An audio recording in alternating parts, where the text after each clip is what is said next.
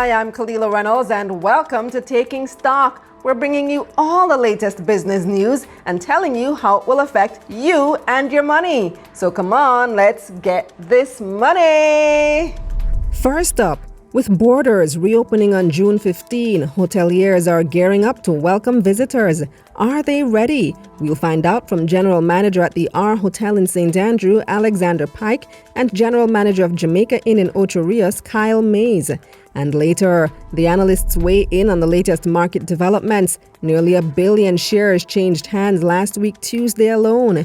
Is it a sign of market recovery? And will the civil unrest in the United States slow down that country's economic recovery? We'll discuss. But first, here's What's Hot, brought to you by Jamaica Money Market Brokers, your best interest at heart.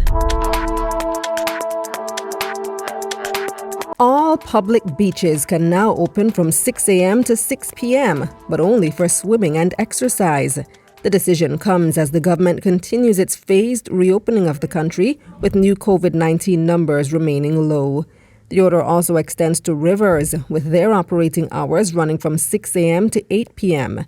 The measures, which took effect June 7, will be reviewed after 14 days, but do not extend to water attractions. Meanwhile, the maximum number of persons who can now attend weddings and funerals has been increased to 50, with protocols for physical distancing. However, only 15 persons are still allowed at burial sites. Jamaica's fiscal rules are being suspended for the remainder of this financial year until March 31, 2021. Lawmakers approved the related order last week, days after they granted an extra 2 years to achieve the debt-to-GDP target of 60%.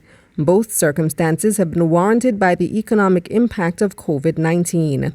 According to Finance Minister Dr. Nigel Clark, it's been verified that the pandemic's fiscal impact is more than 1.5% of GDP, triggering the suspension of the fiscal rules. The suspension will allow the government to target a lower primary surplus of 3.5% of GDP this fiscal year, down from 5.4%. This will allow the government to accommodate COVID-19 spending in light of the lower revenues being projected. The law also provides for an extension if necessary. Former Governor of the Bank of Jamaica BOJ, Brian Winter, has been appointed Senior Advisor to the NCB Financial Group.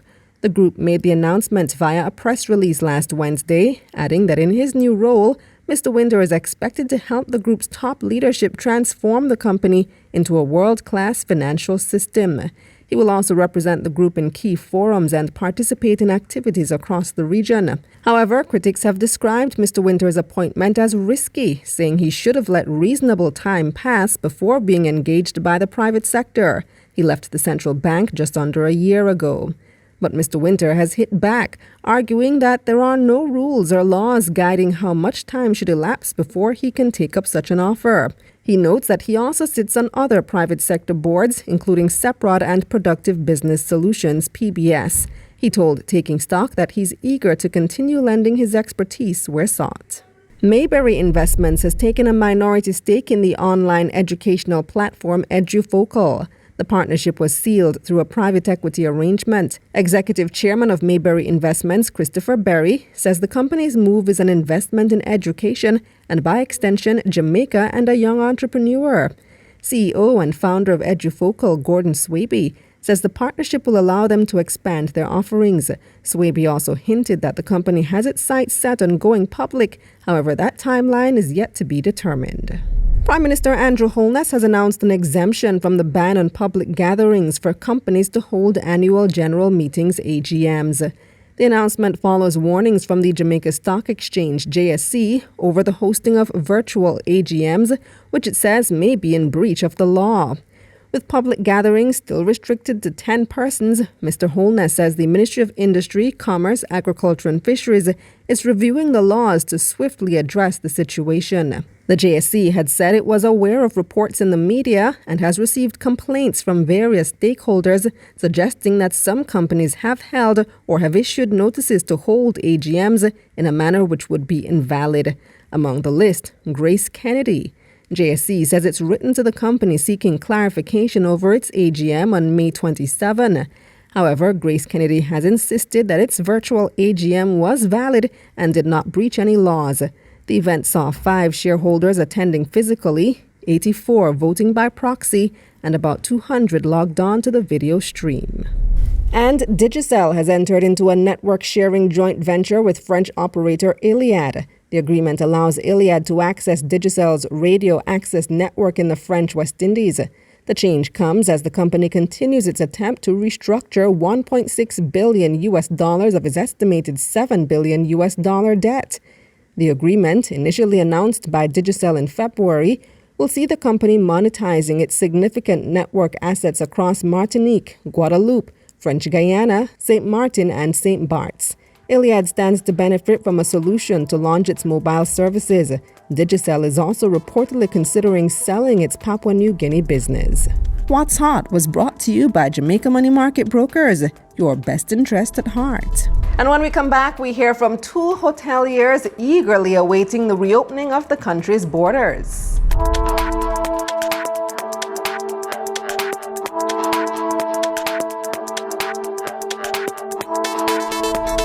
This segment of Taking Stock is brought to you by Bulwark Insurance Agent. Insurance made easy. Welcome back to Taking Stock. On June 15, both Jamaicans and tourists will be able to enter the country.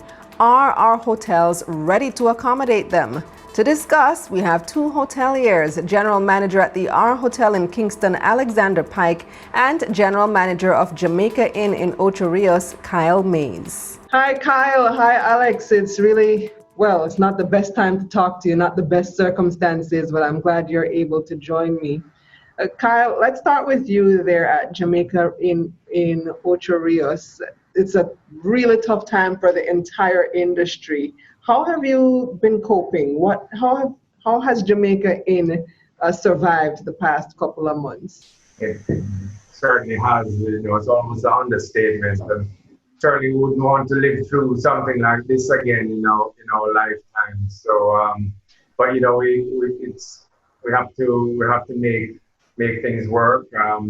What we've been doing at the inn, as the whole industry had been effectively closed down as of middle of March, and of course devastated the industry, the hotels and the tourism industry. What we did is take the time to do a lot of maintenance that we would have probably done further on in the year. So a lot of renovations and just general upkeep, some soft refurbishment as well in certain of our suites. And so keeping busy on that side of things. We have 150 team members, and unfortunately, there wouldn't have been enough things to do for all those team members.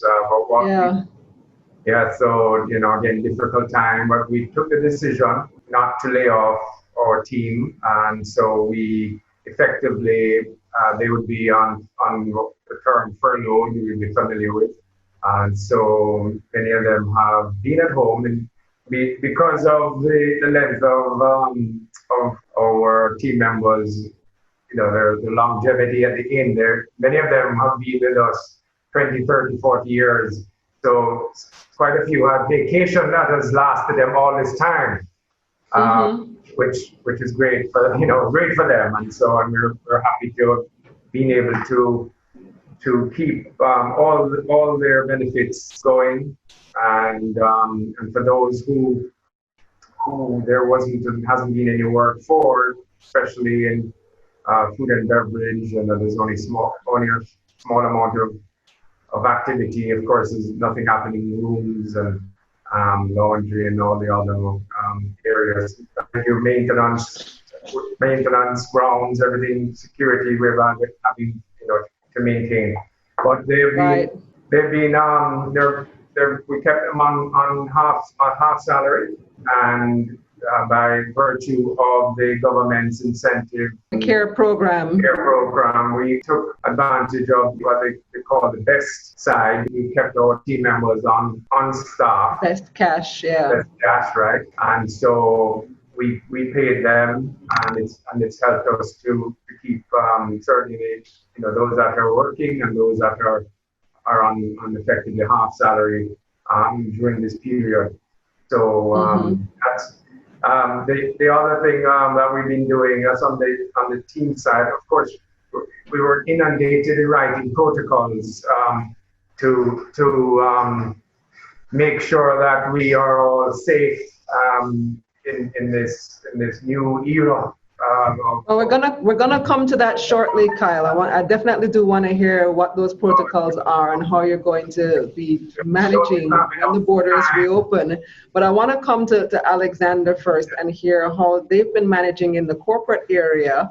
You all depend on your business hotel, so you depend on the business tourism, people visiting for that purpose. But there's none of that going on, at least not from abroad. Perhaps some local travel has been happening. So how have you managed there at the R, Alexander? Well, Khalida, thanks for having us on. We have had to be very creative. We were, hit again with the fact that we had a lot of cancellations in the first part of March, especially when the decision came out for the 14-day quarantine for anybody overseas. So basically all the business dried up at that point. We were lucky to get some business from call centers, customer service agents, that the call center made a decision to break up the call center setting and put the agents with their computer in individual rooms. So they were able to operate within that room. So they would stay there and then they would work. And we've been able to, that lasted for around 5 weeks, which helped us. Of course, the rate was half of what we would normally charge, but it at least kept the lights on and things running. Right. Yeah. So we had that business, and then they decided to do a work from home scenario instead. And so they went home, and we have just been operating on a very minimal staff. We have 55 staff in total. We had to go down by about 70%. However, we didn't, as Kyle says, because of the care program, we were able to at least have them. It was an easier conversation when we had to send them home. They took their vacations and stuff, but when that was over, then now the fact that they would earn a little money to keep them going every 2 weeks, at least to buy their food and stuff, it was very helpful. And we kept their benefits as well. So if they were on a health plan, the hotel decided to keep the health plan going. And of course, as you can imagine, with a health crisis, that's important as well to make sure that they have their health program. So for us, it's been creative. We our hotel is 50% self-contained units with kitchenettes and washer dryers. So what we've been doing is you did a more long-term stay, right? Correct. So we did two things. So we put some of them on Airbnb, which actually we got some good local business from that.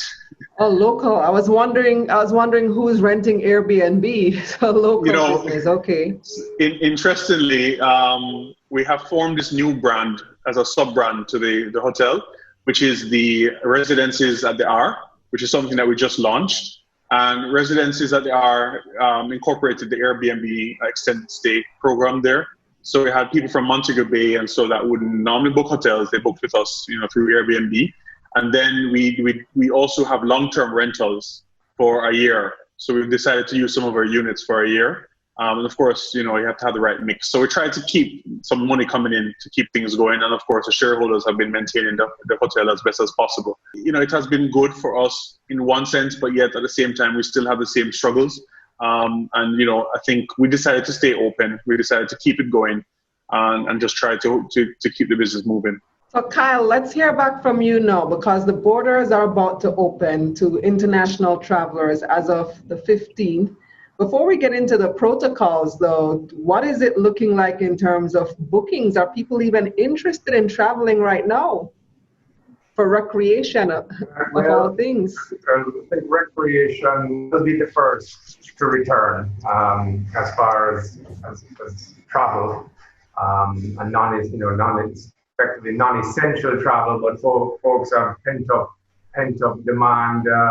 Want to get away, want to get back to Jamaica and come and enjoy some vitamin C. So there are a few bookings coming in now that the airports have, or the airports will be open, and we have the announcement. It is only a small amount, and that's one of the key things, is that we don't think there's going to be this huge upswell of travel right away, which helps in some ways for us to be able to basically cope. Not necessarily here at the inn, because we're a small, intimate resort, with 55 keys.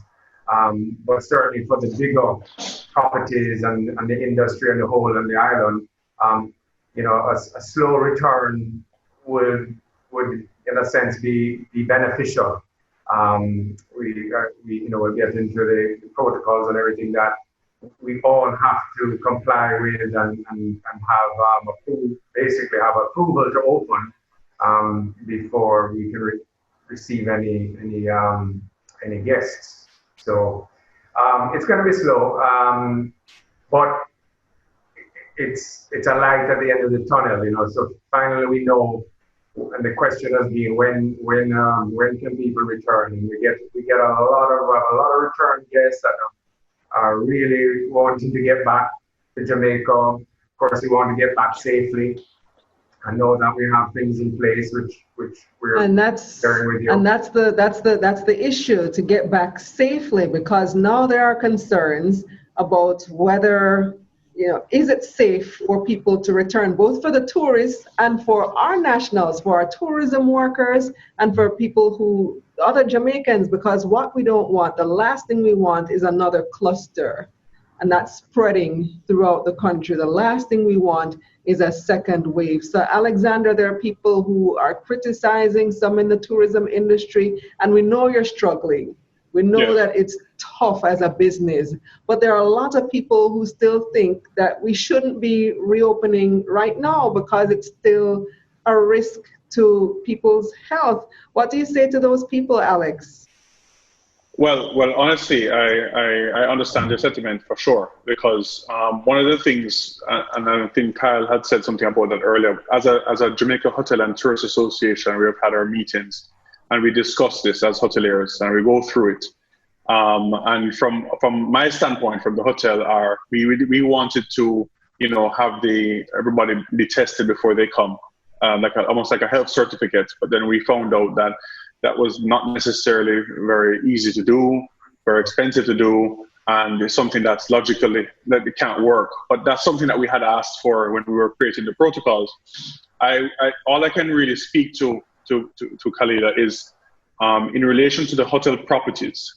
Hotels already have a very high level of cleanliness standards. We have always been very, very, very careful on how we clean the hotel.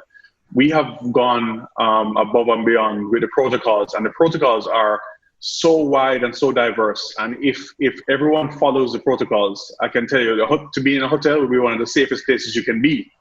However, it doesn't speak to the fact that people will come otherwise and come in and they will move around the population. That's something we can't control per se. But I mean, as Carl said, we're not seeing the demand yet to that high extent to create a major issue at the moment. But it only takes one, right? So yeah, we're watching it. We're watching it.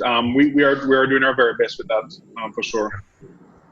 So Kyle, tell me, what are those protocols that would ensure that at least people start to feel safe? Yeah, and let me just add to what Alexander was saying, as far as returning in a safe way. By the way, even before, I see us traveling on planes that have never been cleaner. Their passengers are going to be required to wear masks, for example. So, the airports are going to be the cleanest they've ever been, and with all of the protocols there in place as well. So travel is going to be as safe as it possibly can be. Will the tourists have to wear masks?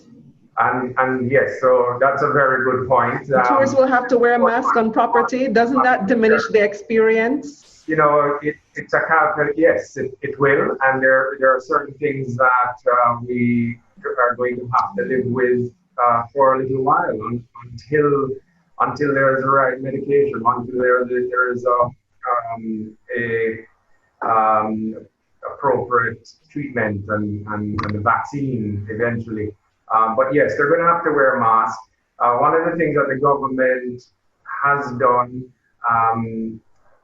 outside of the fact that the practicality of not having everybody tested, because Jamaicans returning, we coming home as well. We have we have the potential to also bring another case or two, and I think we need to stop counting cases, because that's also gets us very nervous. But I'll talk to that. So But we have to know the reality. Yeah, we have to know what we're living with and where we are. I have to have another check on the other side as to how much we can cope, because it's here to stay, right? The virus is not going. This is the new norm. But tell me something else, Kyle, because your industry is codependent with entertainment. So a lot of people come here to have fun when you're a tourist, and you expect to be entertained. You have events at your hotels, people go on the beach, and these are social activities. But the recommendation now is social distancing. So how do you manage that? Do you have your restaurant still open? Do you still have shows for people to enjoy? How do people just coexist in a pool, for example? It's going to be practical. It's a different world. That's all I can say. But different doesn't mean less. That the experience and the enjoyment doesn't have to diminish, but it is going to be different. There's no doubt about that. So as they, right now, again, back to the point of opening up slowly, so that the country doesn't get overwhelmed, or health system doesn't get overwhelmed. There will be an increase. I have no doubt that there will be a few more cases. It's going to happen, but are we able to cope with it? That's the first thing, and they've put a plan in place that will slowly open up the basically tourist centers in a controlled way. So it's not going to be a free for all and thousands of people everywhere. And so that's one thing. And then the demand is going to also help. The hotels are going to be a whole different look.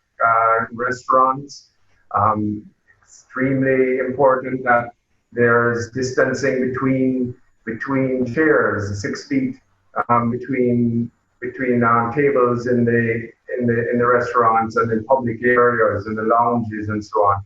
That's a reality. No more, certainly for the short or medium term, big groups.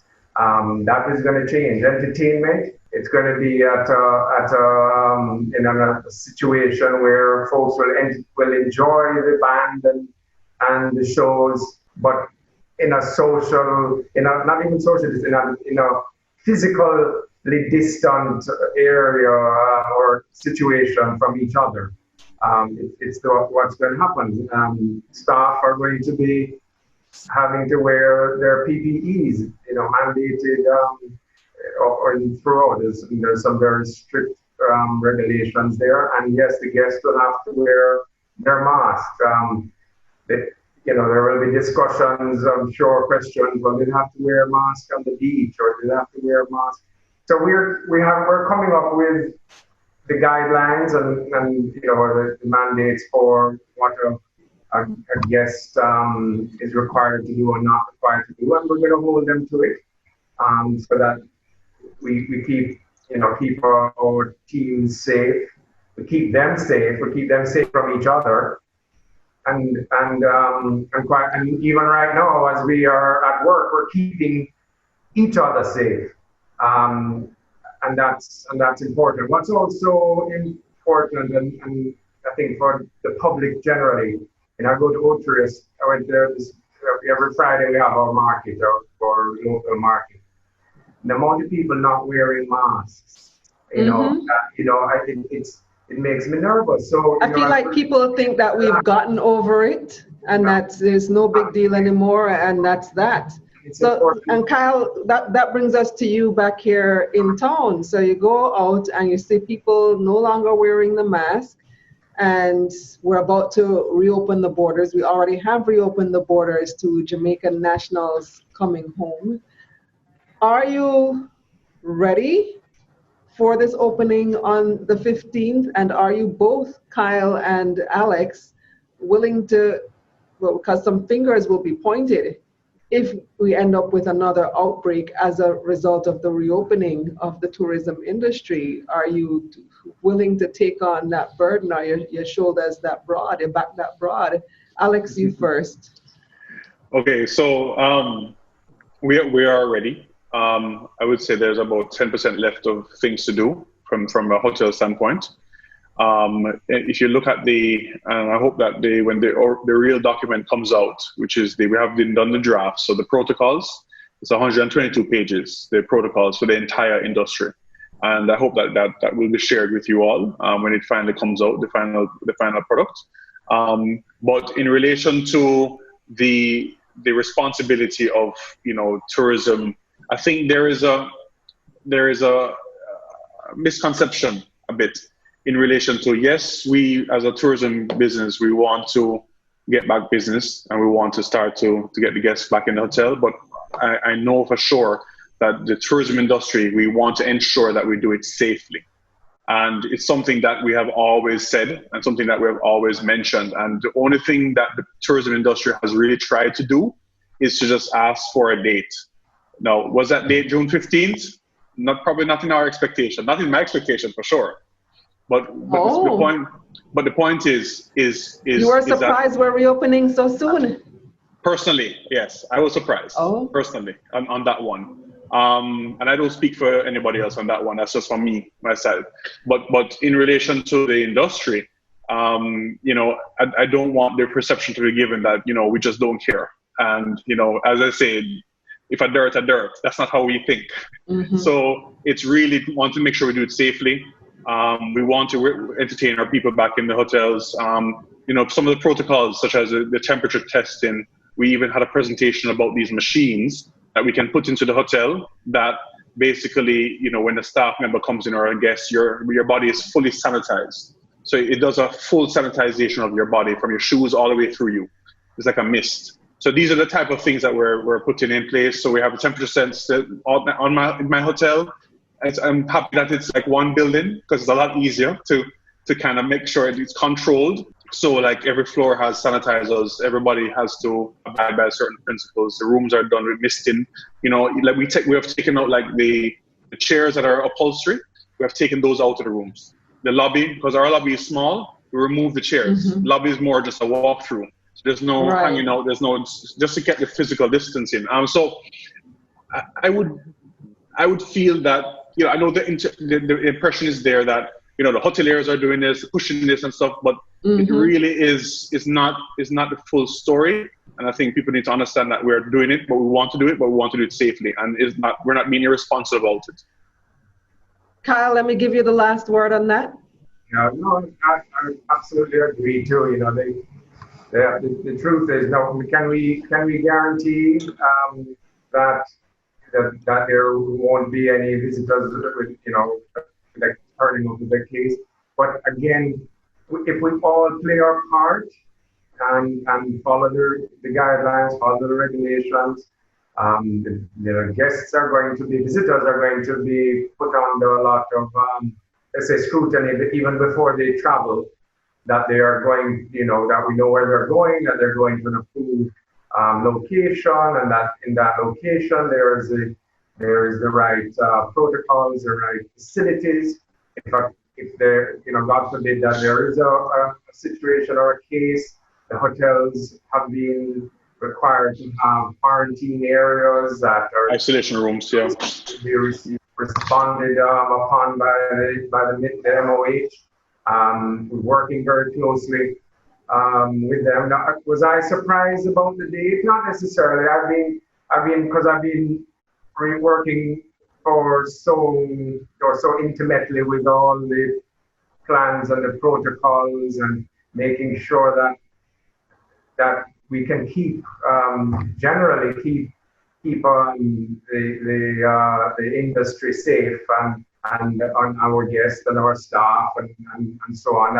I think that, again, if we do what we are mandated to do, and on the other side, and society or when our guests and visitors go out into public, that they go out in a safe, because remember, the virus is already in Jamaica too. It's not like we're not in a bubble and we're bringing it in. It's here. So, like we mentioned earlier, if we don't play our part, then it doesn't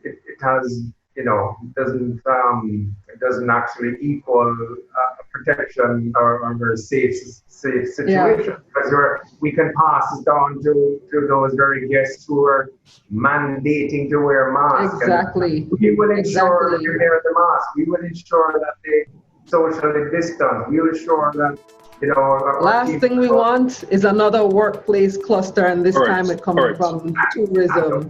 And I thank you both for talking to me today. We appreciate it. Thank you very much.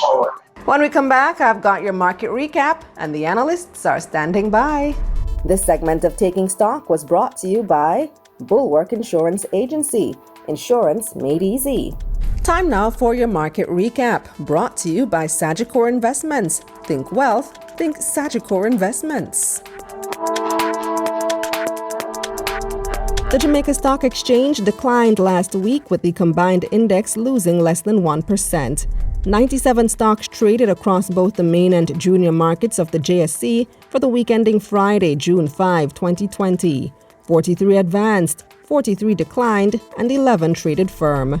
151 million shares changed hands on the Jamaican dollar market, totaling $1.4 billion. Wigton Wind Farm ordinary shares traded the highest, with nearly 26 million shares changing hands.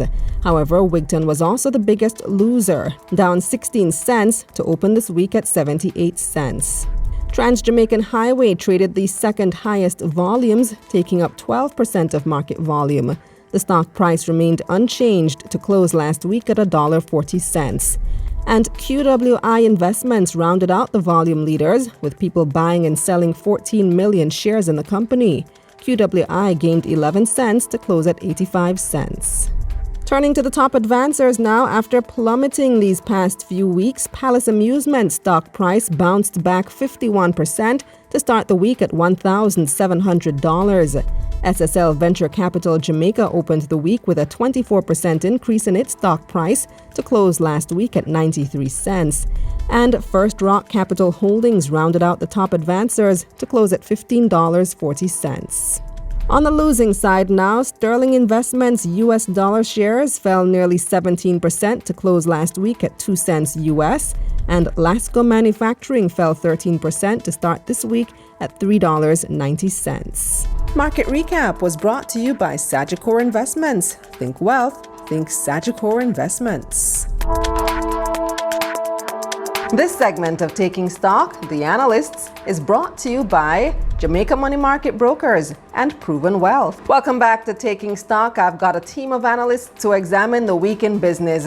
We're joined by equity trader at JMMB, Clive Carlton, investment analyst at Proven Wealth, Julian Morrison, and co-founder of Caribbean Value Investor and host of Beyond the Stock Price on YouTube, Devroys Davis. Hi, Clive. Thanks for joining me. We're still awaiting Devroys and Julian. They'll be joining us shortly. But in the meantime, let's get started with you, because I know that the trading day has closed and you've been making some observations. What did you notice on the market today? Okay, today activities are more or less the same as it was yesterday, a little bit subdued, but fair amount of activity. We saw quite a few orders.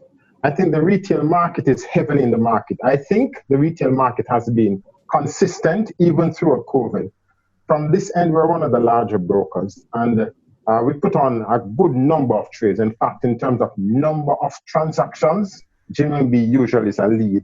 You know, the average value may be smaller than, for example, a Sagicor or Mayberry, but in terms of the number of orders. So I think the number of orders we upload to the system, to the trading platform, is indicative of the activity of on the retail side, and that has been fairly active, heavy. Today, just as it was perhaps in February, March, April, even though the value of the market went down, from our end, we saw a significant uptick in the number of transactions, which I believe that retail investors are taking advantage of the lower prices.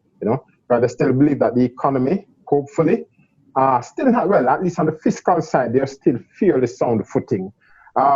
It will be challenged, yes, going forward, because the government has had to come in and subsidize and support individuals as well as the private sector, and it has its own challenges. But I think there's still a lot of optimism that the general economy will do well going into the next couple of years. And I think people found it exciting to at least put some money into the market. So the value might have gone down, yes, because there's significant sell-off, but in terms of the number of transactions, there's an uptick in that. So I think the retail investors were taking advantage of that opportunity, that increased our new opportunity. Mm-hmm.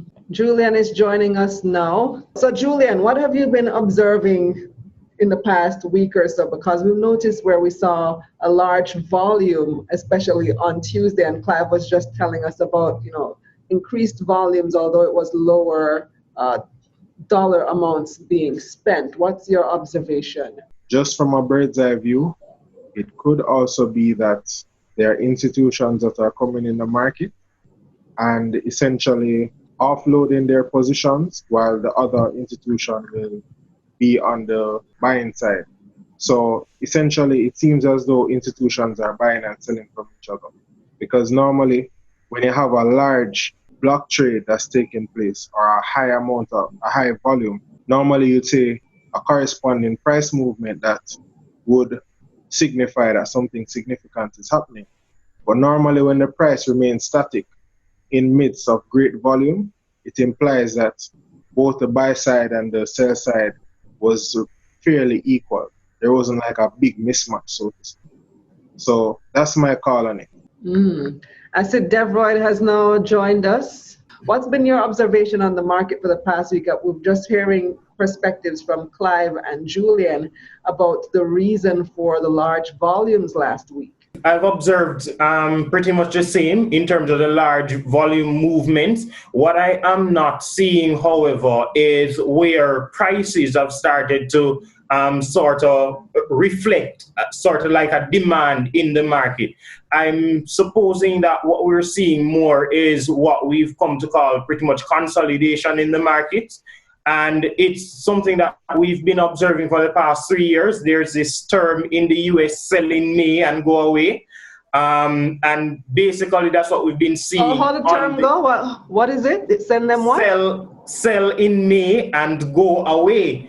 It's sell basically in May and go away. Yes. What does that mean? So basically it's when we start to see sort of a dampening in terms of the movements of prices, not so much volume, because we do see the volume movements, but it's just pretty much where we see sort of a leveling off in terms of price movement. So the term comes about wherein we see like managers and hedge funds starting to like sell down positions, and then we see the market kind of leveling off, and then we start to see a pickup then starting in around September for the second to last and the last quarter. So the term has been around for some time, but it's really just a reflection of what happens in the markets around this time. Oh, so this is kind of typical, and I have to say kind of because there's nothing typical about COVID-19 and what we've been going through for the past couple of months. True, very much so. But the movement in terms of just the volume movements, I must admit, have not been surprising to me. It's not surprising? How come? No, because looking at the history of the markets, if you go back to say May, June of 2018 or even 2017, I don't want to use 2019 too much because we did see a large run-up coming into around September of 2019. So I'm going to use 2017 and 2018. There was this consolidation happening in the market around this time where we saw large volume movements, but not a lot in terms of price movement. So Clive, is it an indication of greater market confidence though, seeing all these volumes? I know you were mentioning it a little bit earlier. Is it an indication that people are having that confidence in the market and coming back, and that's why we're seeing all this trading, and that are we seeing things beginning to rebound? Yes, well, okay, the market moves in cycles, you see. And as indicated by Devroys, it was, yes, that selling me and go away, that's a normal function, the cyclical movement of the market. Now, COVID is an interruption of that market.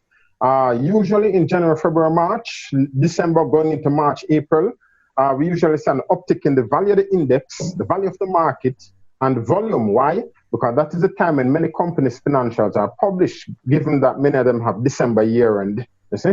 And then in anticipation of that, the market begins to move up, anticipating good results. Of course, COVID interrupted that. So we saw a significant downplay of a decrease in value of the market because COVID interrupted that, slowed down business, as well as people, uncertainty on the retail side. Will I have my job? You know, my income might be reduced. Yes, that happened. So that was an interruption. However, the cycle continues though. Usually in the summer period, typically, the market is very light. Volumes are a little tighter and much lower. Indices value, on the back end of that is the prices of the individual stock usually recedes. That's normal. In about the latter part now, it begins to pick up. So in the first part of the year, financial results, as well as a hefty dividend payout period, January, February, March, a heavy dividend payout period. So the market will move upward. COVID interrupted that. We're now moving into the steady state as the economy reopens slowly, you know.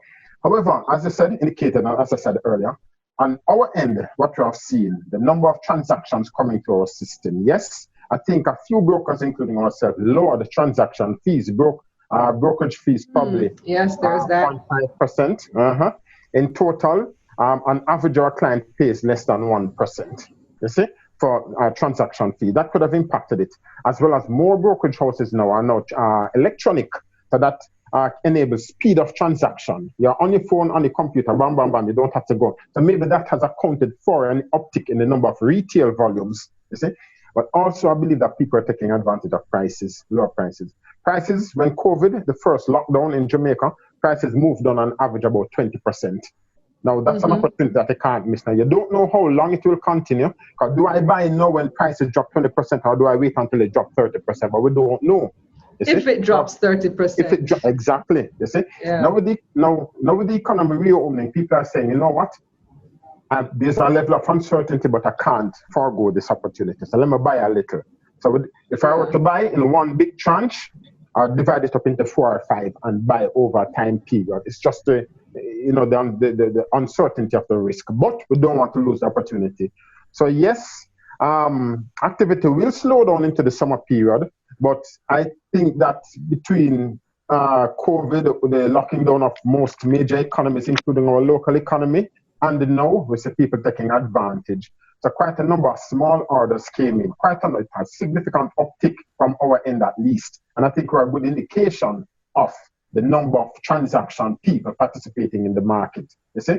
Now I've given some reasons, yes, advantage of lower prices, as well as right across the board, I think we load fees. Other brokers, I think, load fees also, as well as people being forced to the electronic transaction, discovering that they say, this is easy, you know? So let me just continue doing this. And then I think that now will enable someone, if you're thinking previously 2 years ago, to visit your broker to place an order, traffic, things to do, but now you have a phone in front of your laptop, you're more likely to go on more frequently and place an order. Much easier, that's true. When there's an opportunity. So those might have accounted for the uptick in transaction, even though prices are declining, you see. However, the opening up of the economy now, the economy is opening up. There's still more uncertainty. What is certain is that the economy is now getting more, the wheels are now turning, as opposed to having slowed down almost to a halt a month ago. Yeah, we now have a date for international travel, June 15. Exactly. So those are indicative of possibly where the market might go. There is another thing, another element to add to the mix now, and that's the unrest up north. So we're seeing where there have been protests in the United States that have turned violent. I saw some video footage just today with lower Manhattan, Midtown Manhattan boarded up because of looters who had broken windows, rioted, looted. And that's going to affect the recovery of the United States because they're coming from one crisis right into another crisis, which may in itself cause a third crisis because rioters weren't necessarily socially distant. So Julian, how might the unrest up north in the United States affect market recovery? We have to pay close attention to sentiment, both consumer and business sentiment. So consumer sentiment essentially fuels spending, and spending is what we call consumption. Now, based on the data, consumer spending comprises the largest part of GDP. It's roughly 2/3 of total GDP in the United States. So it means that wherever consumer spending goes, it will actually shift the growth of the economy accordingly. Now, if we have consumers in a mood where there's greater uncertainty, there's greater discomfort, and they're not in an optimistic posture that would support a certain kind of spending volume, then that definitely would highly influence the direction of growth going forward for 2020, for sure. So in other words, it could actually strengthen the argument for why it couldn't be a V-shaped recovery, meaning that there will be a quick bounce back from the COVID-19 lockdown measures. Devroys, I'd like to hear you on that same thing, because it's another element in the mix now, lots of uncertainty created there in the United States. What are your thoughts? We want to factor in what the market is going to be thinking and what the market reaction might be to the possibility of a COVID-19 vaccine, which I know that there are a few companies that have been making steady progress in terms of just giving out reports as to where they are in terms of the development of their vaccines. And in fact, we've been monitoring 2 companies that are actually involved in the development of a COVID-19 vaccine, and we've been seeing where the market has been kind to them. One was up double digits last week, and the week before that, it had gone up, I think, about 60%. Clive, have you been monitoring things in the United States and what the markets look like there? Yes, somewhat, yes. Interestingly, it is true, consumer demand is very important. And from the outset, government policy has been towards rekindling that. They have given support to workers who might have lost jobs. That is financial support.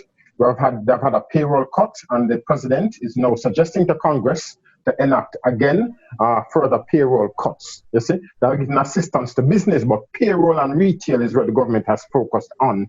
So that is really because they know COVID-19 would lock down that, people not having income now. Of course, the disturbances in major cities should have some impact. So there's some element, at least to keep that invigorated, alive. But the market, though, again, technology, I think, aids this, But the market, they said, has had a V shape. However, the economy itself is going to lag, and I think that's kind of normal, because the economy really is about real people, real economy, production, even retail, whether brick or mortar or something of that nature. So that is going to have a lag. But investors don't wait on the market to fully revive. They anticipate it. You see the reasons or the economic variables and financial variables indicating that recovery. They want to move ahead of that market. So I think the U.S. economy is still fairly vibrant. I think it's how the president reacts, which I think has to be a uniting factor rather than a factor that is, pulling the nation apart. So if that continues, we might see more haggling over what type of benefit to give to the financial sector between the Democrats and the Republicans, and that can cause a delaying factor, delay the recovery of the economy, as well as if social unrest continue. Then people might just be afraid. It means that public resources, roads, etc. might be blocked that inhibit the real productive sector. So I think it's important when people talk about a president that is able to unite the country. I think that is very critical, not just on a political and social level, but also on an economic level. Yeah, all very important points. Yeah, thanks for joining me. Thank you very much for having us. Let's take our final break. This segment of Taking Stock, The Analysts, was brought to you by Jamaica Money Market Brokers and Proven Wealth.